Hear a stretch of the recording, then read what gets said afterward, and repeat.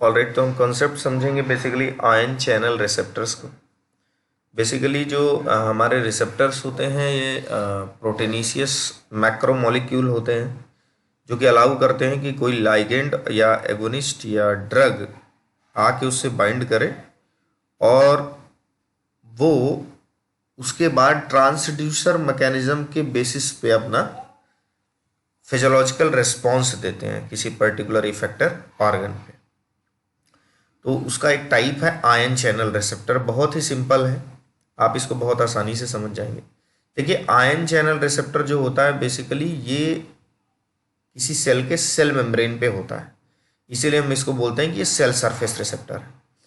और जैसा कि इसको कई बार आयन चैनल से कोई लाइगेंड भी आके बाइंड हो सकता है, लाइगेंड बाइंडिंग साइट्स भी होती हैं कई बार, चाहे कि हम निकोटिनिक का एग्जांपल जैसे हमने principle and mechanism of drug action में देखा था प्रीवियस स्लाइड में, तो लाइगेंड गेटेड आयन चैनल भी बोलते हैं।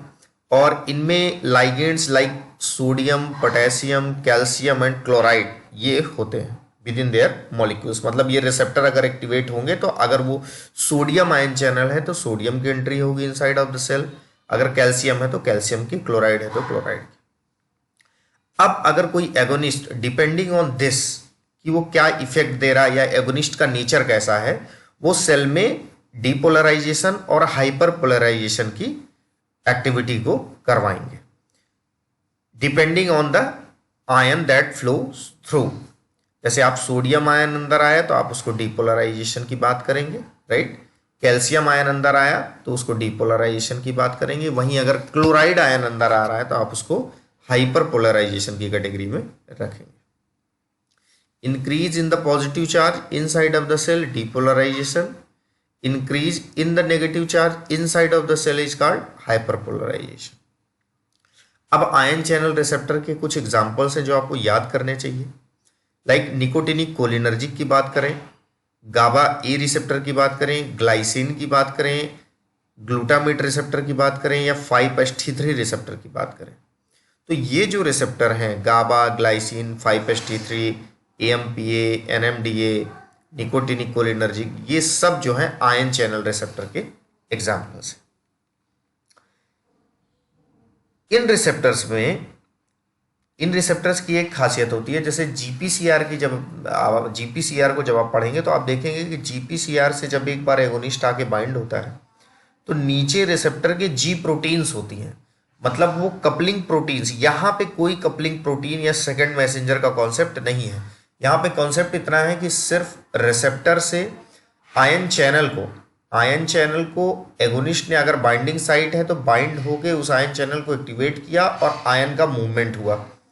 अब यहाँ पे कोई कपलिंग प्रोटीन नहीं है, तो बेसिकली इसीलिए कहा गया कि in these receptor the agonist directly operate ion channels without the intervention of any coupling protein या second messenger like diacyl glycerol, PIP2। ये आप बेसिकली जीपीसीआर भी पढ़ेंगे तो वहां से ज्यादा कोरिलेट कर पाएंगे आप।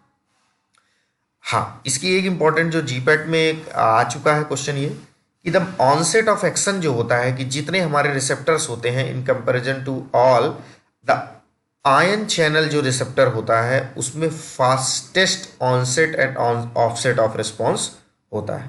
तो fastest onset and offset of response किसका प्रॉपर्टी है? आयन चैनल रिसेप्टर की, राइट। तो आपको ये लर्न करना पड़ेगा। अब हम देखेंगे, देखिए बेसिक यहाँ पे एक आयनोट्रोपिक रिसेप्टर दिखा रखा है। आयन चैनल रिसेप्टर क्या दिखा रखा है? ये आपकी सेल है और सेल में ये आपका जो है ये चैनल है, वो रिसेप्टर आयन चैनल है। और ये आयन चैनल, ये जो आयन चैनल रिसेप्टर है, ये जो बाइंडिंग साइट है इस आयन चैनल पे, ये किसी ड्रग को अलाउ कर रही है बाइंडिंग। जैसे ही ड्रग आके बाइंड होगी, क्योंकि यहाँ पे किसकी एंट्री दिखा रखा है? सोडियम की। इसी तरीके से जैसे कि आपने यहाँ पे देखा कि आप पोटेशियम आयन चैनल भी हो सकते हैं, कैल्शियम या क्लोराइड चैनल भी हो सकते हैं, तो उस पर्टिकुलर आयन की एंट्री होगी। और जैसे एंट्री होगी तो यहाँ पे आयनिक मेम्ब्रेन पोटेंशियल डिस्टर्ब होगा और उसकी वजह से एक्शन होगा। अब आप देखिए कि इसमें लिखा है कि certain receptor operated ligand gated ion channel also have secondary ligands.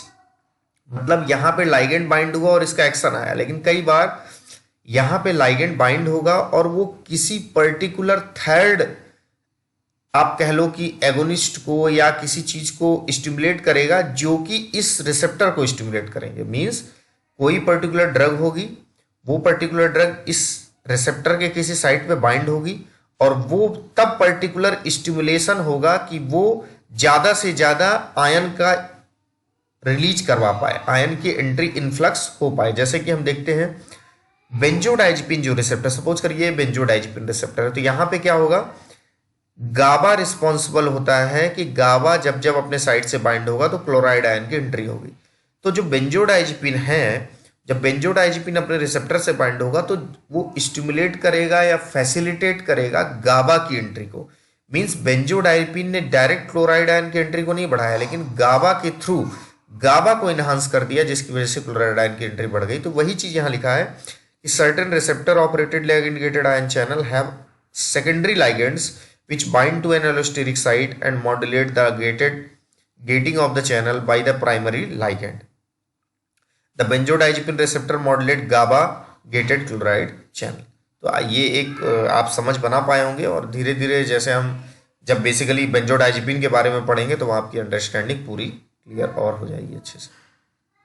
तो ये एक आयन चैनल का कॉन्सेप्ट था जो कि बहुत सिंपल है। आपको यहाँ पे एग्जांपल्स याद करने होंगे, इसकी प्रॉपर्टी याद करनी होगी, याद करना होगा यहाँ कोई कपलिंग प्रोटीन नहीं है और कई आयंस यहाँ पे रिस्पॉन्सिबल होते हैं एक्शन के लिए। Thank you very much.